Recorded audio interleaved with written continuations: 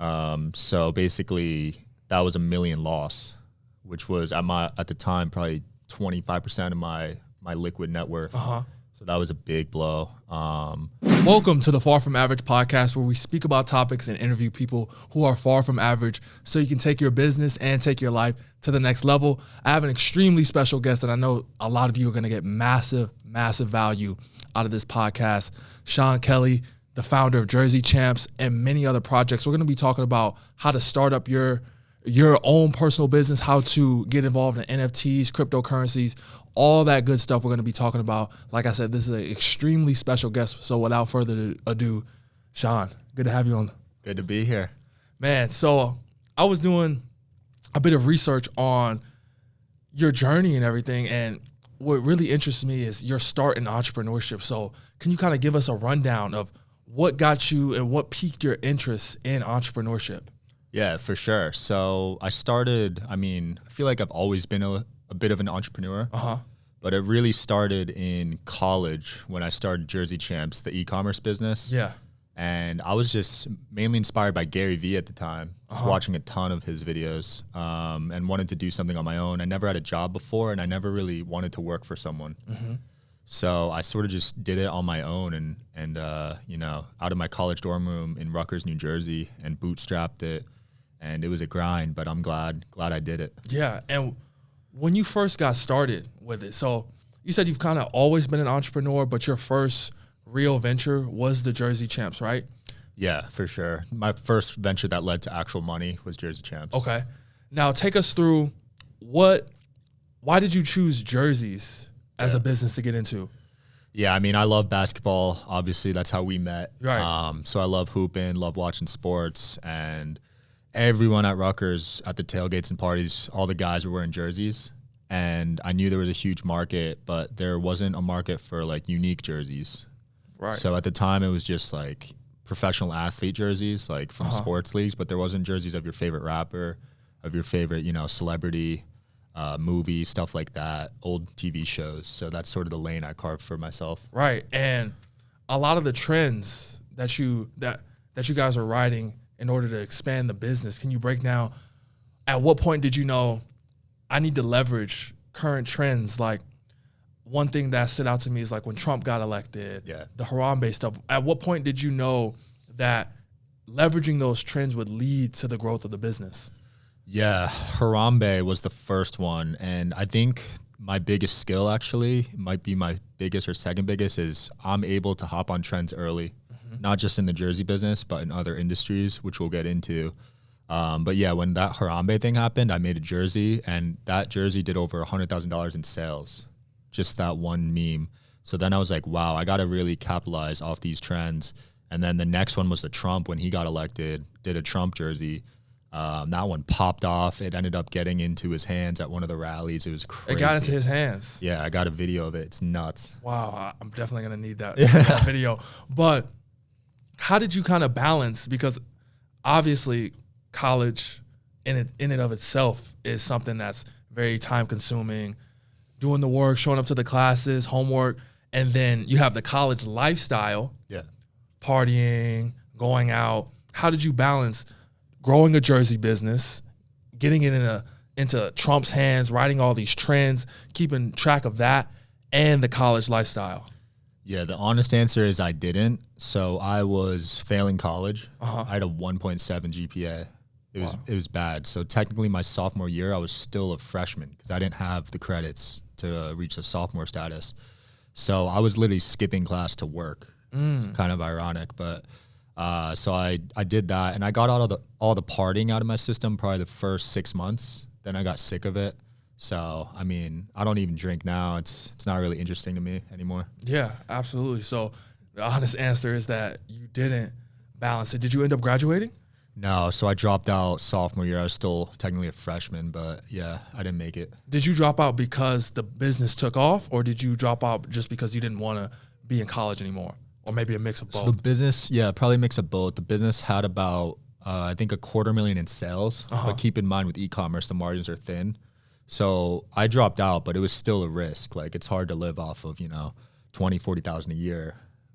So it was definitely a risk, but I just dropped out, went full time with the business from there. Yeah. So speak a little bit about the margins and what people don't understand. Like I had made a video about how much money I was making with my credit business, and everyone was like, that's so much money. Yeah. But the margins, the softwares, everything that you need.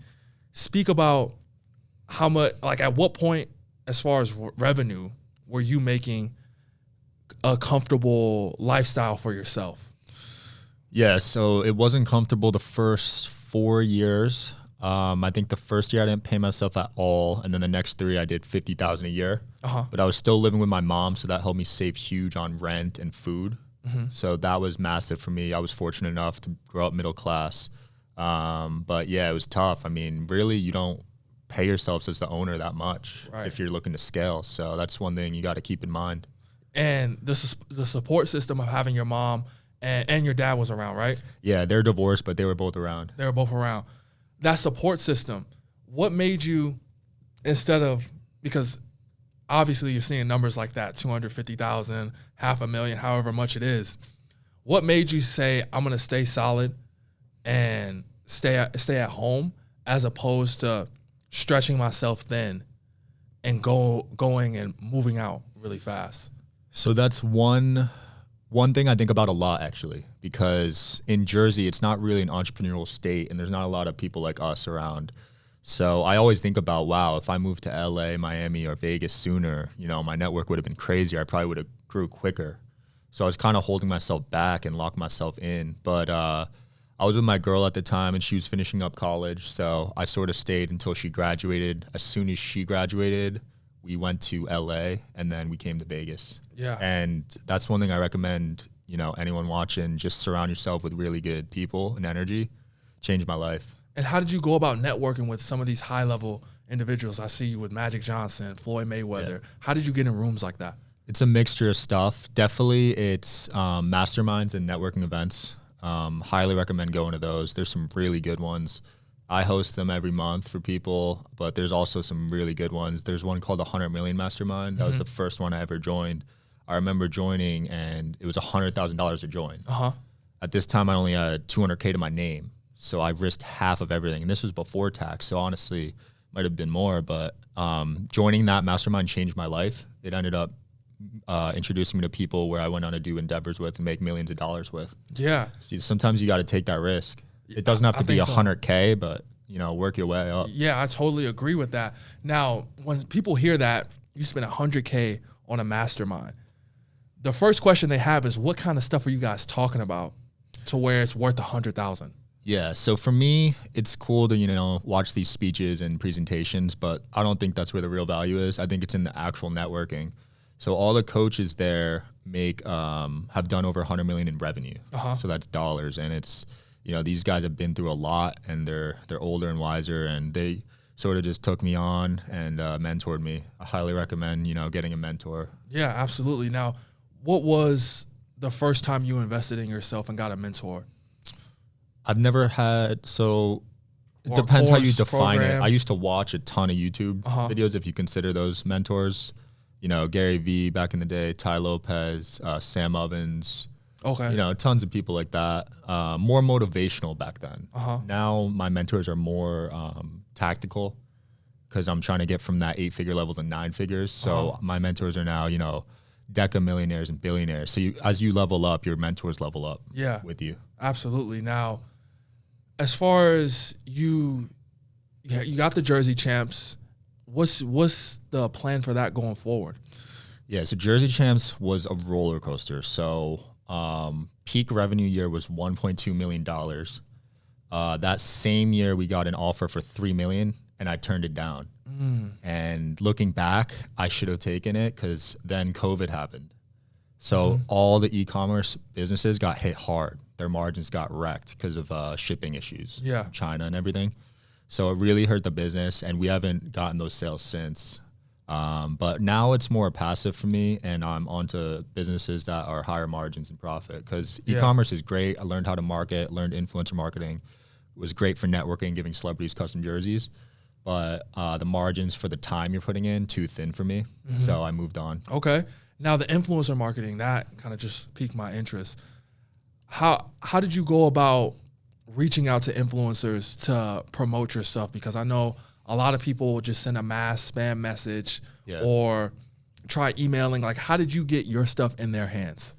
So first, the product has to be great, in my opinion. Because if you have some product that everyone else is selling, it's harder. It's still doable, but with what I was doing, no one else was really doing at the time. Like, I was able to do anything on a jersey. So these rappers would want like their album artwork on a jersey, and I'd be able to do it for them. And I just worked my way up, honestly. So once you get a couple big names, it becomes a lot easier. Yeah. Getting those first few is really hard. You might even have to pay, but once you have that social proof, you could just get everyone else in that industry. Yeah, I've noticed. And paying, what's usually the price range that these influencers are looking for to do promotion? It depends. It's so wide. It's wide. I think the best ROI is TikTokers right now still, because they're a little cheaper, and there's some finance YouTubers that are good, but it depends. You know, it could be anywhere from $100 to tens of thousands. Okay. Now, to kind of segue, like you said, you're getting into things that are higher margin, the NFT space, the cryptocurrency space. What made you get into or get involved in that? Gary Vee again, actually. So Gary Vee was pushing NFTs heavy. And this past crypto bull run was insane. I don't know if you took part in it. I didn't, but I watched from the sidelines. It was crazy. It was nuts. Ethereum went from $300 to $4,000 like a year or two. And then that's when the NFT hype started. So just tied in hand. So I played around with NBA Top Shot for a bit. Have you seen those? That was where they were selling the moments? The moments, yeah. So I got big into that. I was like a top 200 account, and I learned about what NFTs really are. And shortly after that, I started my own. And this is what I mean about the margins. So I did $2 million revenue on the NFT that I launched. The profit margins are 90%. Wow. So in e-commerce, that $2 million would have been probably $200K. Right. So that's what I mean. Like, I'm really happy I switched industries to more profitable stuff. Yeah, absolutely. Now, how do you go? You said one of your talents is finding these trends and getting on them early. How do you identify what trends are going to take off fast and which ones aren't? Definitely social media. I think being active on Twitter and Instagram. The people I talk to on a daily basis are really good as well. So that goes back to earlier about having a good circle. Because if you can catch the trend even a day, a week, a month early, I mean, like what I did with NFTs, you're in there early. Now it's a lot harder to launch an NFT because you kind of missed the trend. And like one other trend that I caught was employee retention credit, which I'm sure you're aware of. And, you know, I've been able to make 7 figures off that trend too. Yeah, give us a breakdown of that. So employee retention credit, if you had employees during COVID, 5 or more, you're eligible for a refund from the government, 10 to 20K, 26K per employee. So I'm able to identify businesses that didn't claim it yet, put them in touch with a really good accounting team, and they take a percentage of the refund, and then you get a percentage of that. Okay. So I'm an affiliate for like a huge ERC company. Oh, okay. That's dope. That's dope. Now, I have a couple of questions about the whole NFT space because obviously it's been changing very rapidly. I think a lot of these companies are getting sued for, you know, not keeping up on their promises. Yeah. In your case, because you launched, it was Chibi Dinos. How did you guys make sure you delivered on what it is that you promised and offered? Yeah. So what you're referencing is a lot of these celebrities and influencers put their name on these NFT projects. They had no idea what they were getting into. When you start an NFT project, it's a business. So I have 20 full-time employees at Chibi Dinos, and the business runs. You know, we're spending $100K a month on payroll. A lot of these guys launch it, then they abandon the project, don't do anything. But you got to keep your holders engaged. These guys invested in your project with their money and time. Yeah. So you got to provide a product that keeps growing and a brand that keeps growing. So like, you know, on the roadmap, we pretty much did everything we said we were going to do, and we're going to go above and beyond. But a lot of these people just gave up, I think. Yeah. Now, how does someone, because they call it a rug pull, is that what it's called? Yeah. How does someone identify which ones are a rug pull and which ones aren't? People have gotten better. I mean, if you see a celebrity just posting an NFT, and I mean, it's hard to explain, but you know, most of these celebrity ones don't work out, unfortunately. Yeah. I can't even think of one that's panned out. So I would just avoid most of those. And if they're asking for a lot of money on the front end, you got to be super cautious because that means they want to take in a lot of money, and you got to think to yourself, all right, what are they going to use this for? Right. So it's got to make sense. Yeah, absolutely. Now, how did you, because obviously yours is huge. It's the whole basketball theme behind the NFT project, right? Mm-hmm. How did you go about marketing and finding the ideal client and or investor for this project? Yeah, so the first thing was I was super early. So when I launched, a lot of people didn't know about NFTs and they were interested in it. So the timing helped. Second thing was I partnered with basketball fans. So I worked with a lot of NBA players when I did the jersey company. So I reached out to them again. I paid 10 NBA players to help promote it. And I had 10 teams. So each NBA player was a team captain. So if you were a fan of that player or that team that the player was on, you would want to buy the NFT associated with that player. And I think that helped us create some sub audiences for the NFT. So that really helped. Twitter and in the NFT space, Discord is big. So I had to learn all that, hire some people there. But mainly those, and then my Instagram too. Yeah.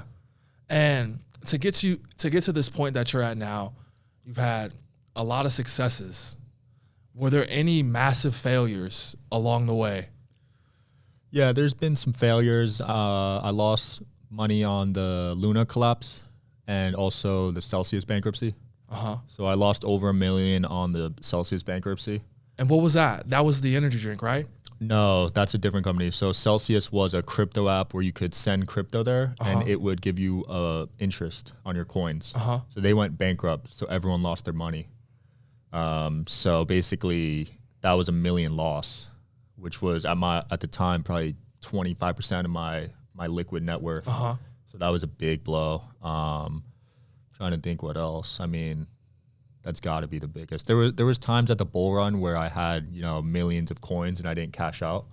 So I rode that to the bottom. So that's also an L. But next bull run, I'll be ready. You'll be ready for it. I'll be ready. Now, how did you deal with? Because losing $1 million, I mean, that would make most people sick. How did you deal with that internally and emotionally to where you're like, I'm still in this game? It definitely made me sick. Don't get me wrong, but. At that point, all you can do is write it off. So luckily, it'll reduce my taxes this year. So that's good, but you can't really do much else. I mean, they went bankrupt, so all that money's gone. So you just got to move on, do other business. Yeah, so you're in the NFT space is kind of hand in hand with the crypto space, right? Because a lot of it, you're using crypto to purchase it. Yeah. Is there any other coins or any other things that are on the up and up that you know about that people should start investing in or looking out for? I play it way safer these days after what I just experienced. So personally, I stick with the top coins. I think that's the safest way to go. Bitcoin, Ethereum. Okay. Anything else is just too risky. I mean, I'm at the point now where I got money, so I don't need to be taking huge risks like that anymore. Right. Now, starting off, were you taking a lot of big risks? Oh, yeah, for sure. I mean, I took some big gambles. Like? I can't even name the coins because they're called shit coins. What, like Dogecoin? Yeah, like stuff like that. That's probably the most known shit coin. Yeah. But there's some stuff you've never heard of that's like, it's a joke. And you end up making money off of them? Made money on some, lost tons of money on some, but overall probably made a little bit. One thing I did that I think was smart was I made a group chat of people that had over $1 million in crypto. And if you didn't have that, you could pay to get in. So that was some good money for me. And I didn't run any paid ads. It was just all word of mouth. And it was just a networking group chat of like-minded people into crypto. Yeah. So what's the breakdown on creating these coins and promoting it? Is there there's no restrictions or legality? You guys can just, well, not you guys, but creators of these coins can just up and leave with the money? I never made one because the legalities are so scary to me. And it's not defined because the laws are way behind. They don't account for crypto. These laws were made years ago. So I never made one personally. But with promoting them, you have to disclose certain stuff. You saw Kim got in trouble a month ago. Yeah, so you got to make the right disclaimers and hope you don't get in trouble. Yeah. And that's the same thing with the NFT stuff, right? Yeah, some NFTs are considered securities, so you got to be careful with those too. What does that mean? Security is like a stock. Basically, it's under the SEC jurisdiction, so you can't be promoting those without a license. Oh, okay. Yeah. And I noticed on your Instagram too, you have the Forex trader, the auto trader. Yeah. Give me a breakdown of what that is, how that works. Yeah, so Forex is a crazy space, man. I mean, the past 5 years, I thought everything I heard about it was a scam, so I never dove into it.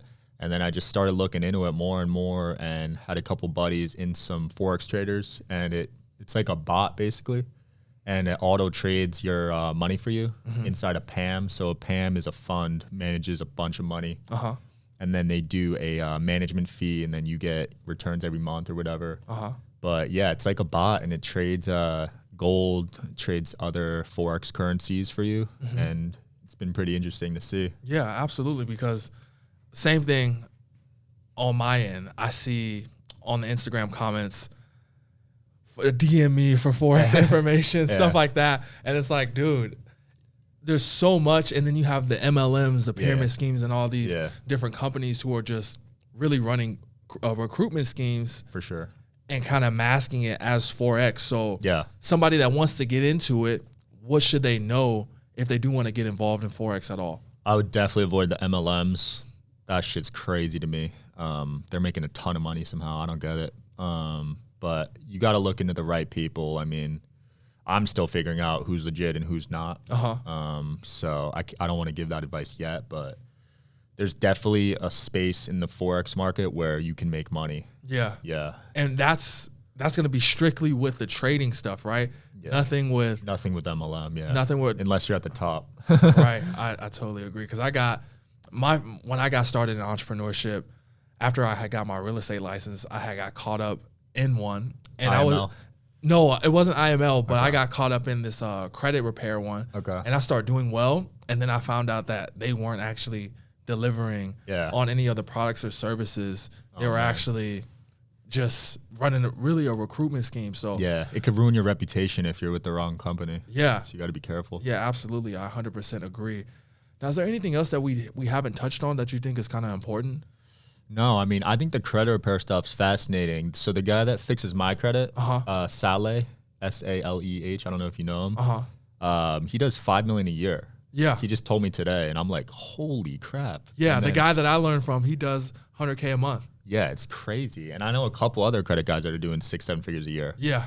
And it's just like, wow, yeah, that makes sense because so many people need it. Yeah. So it's just about marketing and branding, and you can, and gaining the trust as long as you can kind of show your testimonials, social proof, all that stuff. Because I kind of used a similar method when I got started as you did with the influencer marketing. So my audience, I was reaching out to like Christian celebrities, so gospel singers, people in that realm, because they have very trusting audiences. And in this industry, you have to be able to trust the person who's promoting it to actually give up your social, your date of birth, and all the information that I need to actually work on your credit. Right. So I think the influencer marketing is extremely powerful.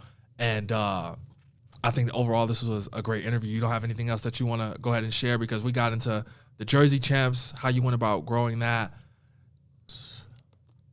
I did PPE for a bit. But PP, what's that? I sold masks during the pandemic. So I was able to sell $15 million of masks all through cold email. Oh, so that kind of goes back to what you were saying about catching the trends. Yeah. You said stay on social media like Twitter, having the right network. I think that's important, because the conversations that you're having with your network versus the average group of guys, I'm sure is very different. So that's what's helping you get 100% to that point. Somebody that doesn't have 100,000 to join a mastermind, where should they start? There's other masterminds that are way cheaper. That one was an extreme example, obviously, but I took a huge risk.